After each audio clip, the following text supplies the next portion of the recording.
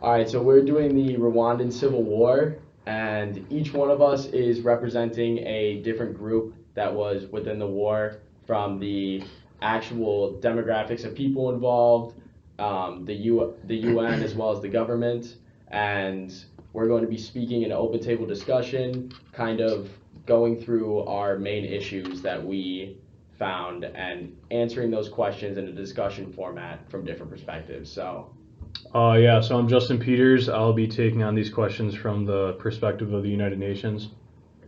I am Eli Neo. I will be talking about the general information of the Rwandan government. I'm David Powers, and I will be talking from the perspective of the Hutus. I'm Jared Schmelka. I'll be talking from this perspective of the Tutsi. I'm Gabe Kopaska, and I'll be speaking on behalf of the Twa group. Yeah, so I guess I'll just start us off with a little lead up to the Rwandan Civil War and kind of what took place.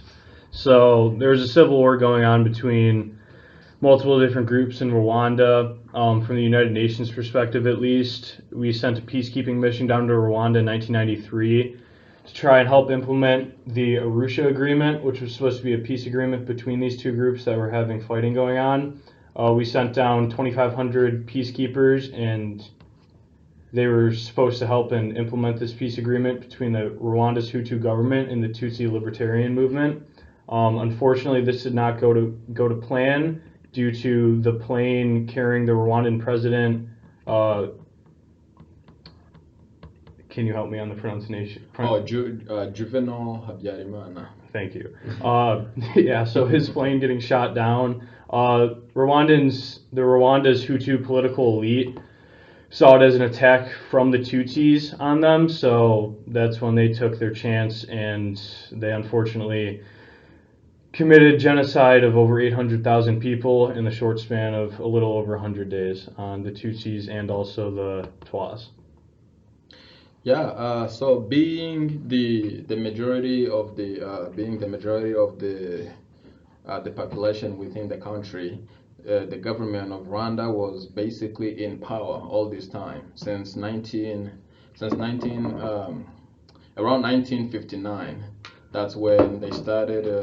The Belgians started recognizing people, dividing people into three groups. They had the Twas, they had the Hutus, and then they had the Tutsis. Now Hutus were known as the Hutu power since they were the majority and they were in power.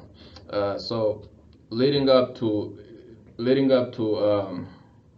Juvenal Habyarimana, when the airplane was shut down, that's when on April 6, 1994, that's when the actual genocide started, and the Hutus started killing the Tutsis, and then the majority of the Tutsis died within just 100 days.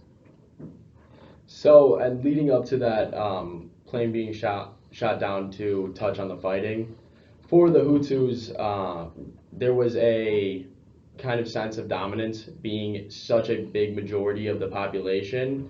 And when the Rwandan Patriotic Front was founded and began the fighting from 1990 to 1993, after 3 years of fighting, there were still high tensions, but the UN had come in and it was looking like it was going to be a peaceful thing. And what really kicked off the beginning of the genocide was that plane being shot down, because for the Hutus, it felt almost as if it was an attack on them. It was an attack on their power from this rebel group. Whether or not they did it is in question, but it felt as if it was an attack, which was why the Hutus responded so quickly and so drastically. So for us, the Civil War really kind of started to shape in 1962 when Urundi, is that how you pronounce it? Rwanda. Okay. Yes. Split into Rwanda and Burundi, and then shortly after, the Tutsis were in power for a little bit of time, and then the Hutus kind of attacked and took over.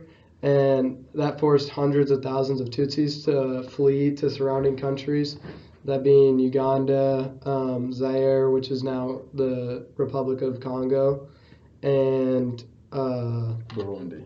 And Burundi, yes. And after that,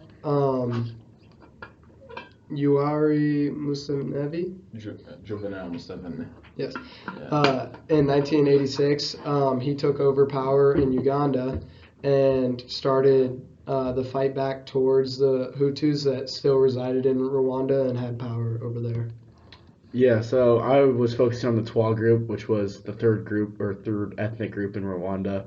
So Rwanda's population before this whole war was 7 million, and kind of that breakdown of the three groups was 14% of the population were 14% of the population were Tutsis, and so they were cattle herders, soldiers, and administrators.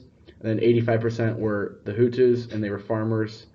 And then there was the Twas, who were marginalized against everybody, and they lived in the forest, and they were hunter-gatherers or potters. And so the Twas were kind of inadvertently thrown into this war. They really didn't have much to do with it. Where they kind of got thrown in is that many of them lived in the Tutsi villages, so they were kind of fighting with the Tutsis as well because they lived with them. But others were fighting with the Hutus, so that's where kind of the Twas got thrown into this group. They were just really marginalized, and there was so much prejudice against them where like they couldn't use the same utensils as these other groups, or they couldn't be in the same room. So that's where the Twas were kind of just left in the dust in this whole time. So, getting into the consequences of this genocide from the United Nations perspective, it came out after the fact that the United Nations ordered the peacekeepers to only evacuate foreigners but not intervene and save any of the Tutsis. The peacekeepers that were deployed there were given extremely limited mandates on what they were able to do for Rwanda, which made it nearly impossible for them to do what they thought was morally right. The mandate stated that peacekeepers were quote unquote tasked with monitoring, assisting, and investigating crimes and violence, with only use of force being allowed in situations of self-defense or to evacuate foreigners. Obviously, we can see all the problems that this posed morally for people. I think the majority of people would want to help people that are struggling, so it created a lot of problems there. And another problem that came with the peacekeepers is that before that they were deployed down to Rwanda, they were given a very brief cultural briefing on the Rwandan society and culture. Turns out that that briefing wasn't very accurate whatsoever, so peacekeepers came down to Rwanda and were doing things that the people of Rwanda found very offensive, but they didn't understand that it was because they didn't know any better, which created a very big divide between the peacekeepers and these people, which made the peacekeepers' job a lot harder than it probably should have been.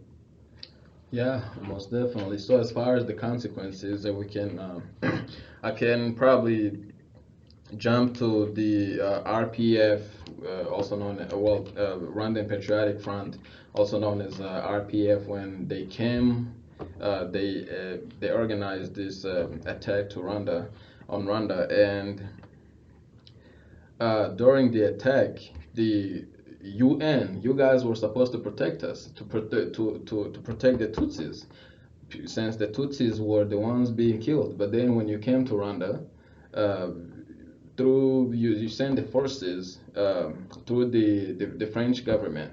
So the French army came to Rwanda, supposed to help the Tutsi to end the war, but then instead of ending the war, they just kind of stepped on the side and let the Hutus keep killing Tutsis. So that was very wrong of you guys. Although the UN was there, but they did not do anything to stop it. They were just, acting as like bypassers. They looked the other way instead of noticing what the problem was. As far as the government, after the RPF took power, although they were supported by the French army, the Hutus were supported by the French army. The RPF still took power from the Hutus, now ran by the Tutsis, although they are still the minority. They they are still the minority, the 14%. They kept trying. They kept. They took over the power and then kicked off all the Hutus from being within the government. But then to make the matters lessen, because if the president decided to only have Tutsi people within the power, then that will cause another civil war. So to solve the issue, he took all the prime ministers. All the prime ministers up to date are Hutus. Now other people in the government. The Rwandan government may be Tutsis, but then the prime ministers have always been Hutus to divide the power within the country. Yeah, that was the consequences of the civil war. Like he was saying, have been pretty bad for the government. As far as the economy has dropped within those years. A lot of people died, almost 800, close to 1 million people died within just 100 days. That's not very usual. And then the other sort of consequence I can see is students, the youngsters not being able to go to school and therefore not having the education required for one to become well-read and knowledgeable. Yeah, so I think from there, the consequences of the physical events that actually happened between the groups. After the plane was shot down, that was really a starting factor for the genocide because at that point, after years of fighting, tensions were so high, and the Hutus got to the point where, with such dominance in population, they had no shortage of people, and there was no reason why they couldn't just easily rule the country. And they saw the killing of their president as such an attack that I think it got to the point where they just figured they could just get rid of the small minority of people that are left. So the Hutus took a very, very meticulous way of organizing how they went about this for the 100 days. They started by lists of government opposition to eliminate their opponents, and they would have lists, and they would send out militias of Hutus to kill these people. And then they also threatened Hutus in the nation whether or not they believed in the cause. They would need to kill Tutsis that they knew, like neighbors were killing neighbors. There were instances of Hutu spouses killing their Tutsi spouses because whether or not they believed in the cause, they were threatened with death regardless. So it was kill or be killed for a lot of these people, and they were put outside of the people in the militias. A lot of the common Hutu townsfolk were put in a kill or be killed situation. So it left a very, very difficult choice for a lot of the people. Additionally, as part of the meticulous organization of this, there were ID cards that had their ethnic groups on them. So the militias would set up roadblocks and barricades, and they would just ID people as they came through, and they would just kill Tutsis right when they came through. And it was just such a organized, like meticulous slaughter, completely on purpose, as a way to kind of defend their power. Yeah, and I think it's kind of going off of that. I think it's just interesting how one plane getting shot down, it's just like it doesn't equate to 800 lives like being just completely slaughtered away. Because if you think about it, like that was all of the Tutsis' families, and that was even if you just survived it. Was okay. Well, you don't have a family anymore. You don't have anybody that you might even know.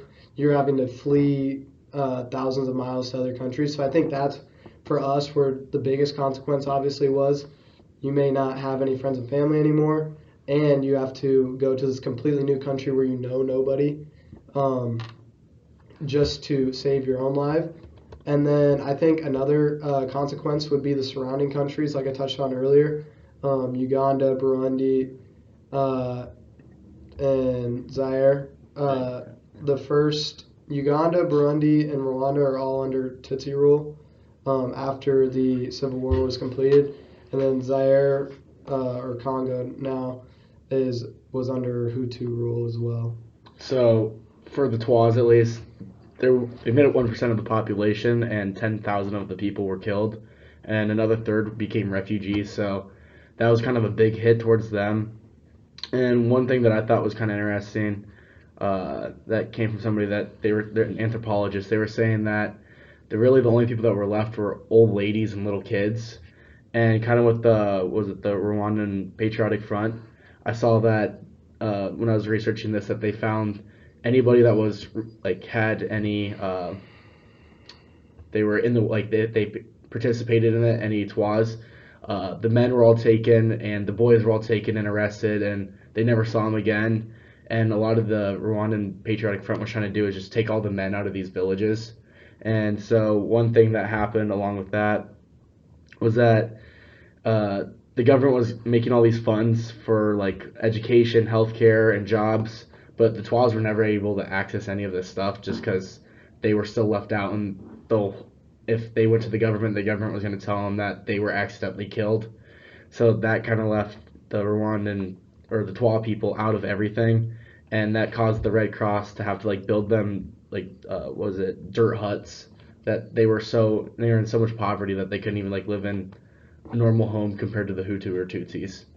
And I think before we circle back to the UN, I think for the Hutus, it was at the point where it was such a small part of the population, and while the conflict was between us, it was, whether it was unfortunate in some cases, I think it got to the point where it was just so much about just dominating the power that it was like almost you guys were all the same And in like the eyes of the Hutus. their kind of lifestyle after that was kind of just didn't know what to do because they lived in the rainforest, and they were kind of like a lot of hunters and potters, and that kind of when they got kicked out of the rainforest, they didn't really know what to do because they didn't have their land, that it was taken over, so they couldn't really hunt as well, and so that was kind of left them with a lot of stress of how they were going to live their day-to-day lives.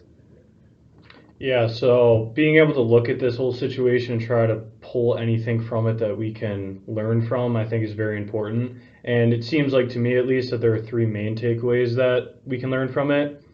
First of them being that diplomacy works. With the lack of guidance that the UN gave these peacekeepers that were sent to Rwanda, the peacekeepers had to get very creative with being able to negotiate with the perpetrators. Some of these situations entailed the peacekeepers giving Hutu soldiers who were children Coca-Cola to be able to actually like negotiate with them for people's lives. The second one being that culture matters. I kind of spoke about it earlier that the peacekeepers weren't completely briefed on the culture, which set a very big divide for the peacekeepers and the people.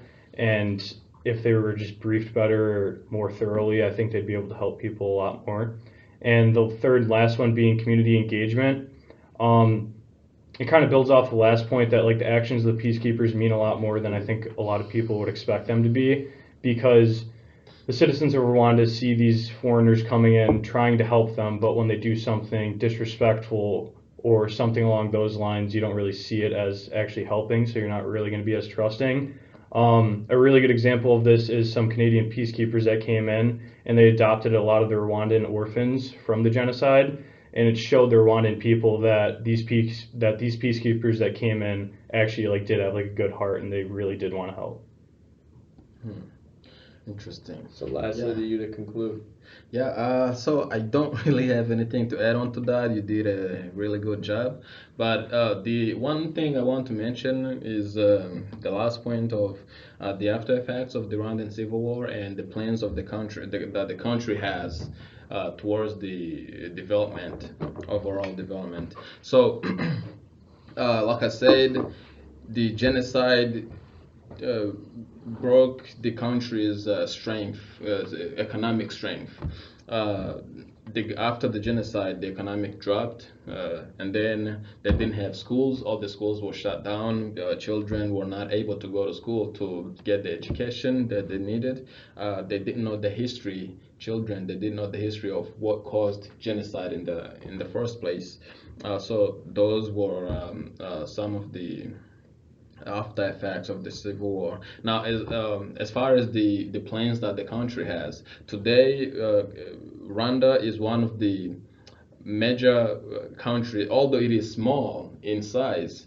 But as far as being powerful, the military in Africa, it's very powerful. That it is very peaceful. It is one of the peaceful countries in Africa to live in, and as far as the entrepreneurship, it supports entrepreneurship more than, I don't want to say more than any other countries, but it is within the top countries that support entrepreneurships. Currently, they are building a place in Kigali known as the Silicon Valley, where they are building they have this building that they are going to build, which will have all the tools needed for entrepreneurs to come and use, and they will have money to give to people and stuff like that. The other thing that I also wanted to mention was, as far as the military, Rwanda is now powerful that it lends soldiers to other countries to help protect other countries, which is very powerful for a country that came from nothing and now is able to not only protect itself but also protect its neighbors. That's more than anyone can think about. So what can we learn from the Rwandan genocide? There's a lot. We can learn to love each other, not use the ethnic groups against each other, but rather know that we are all tenants of the earth, the planet earth. So let's just work together instead of working against each other. And the one thing I also wanted to mention is about kwibuka. There is a thing called kwibuka in Rwanda. Now kwibuka means remembrance, to remember. So every single year on April 7th to July 4th, we have this thing called kwibuka, where all the country, everyone within the country, everything shuts down for about 7 days.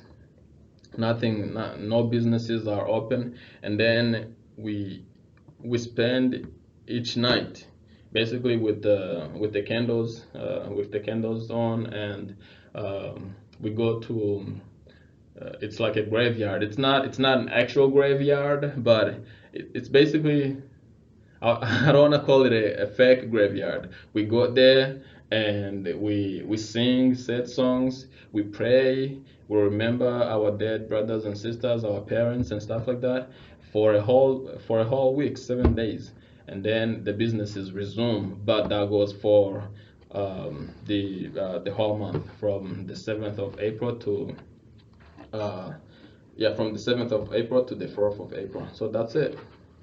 To the 4th of July, that's it.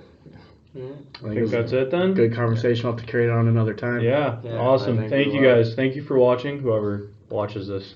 Yes. Have a good night.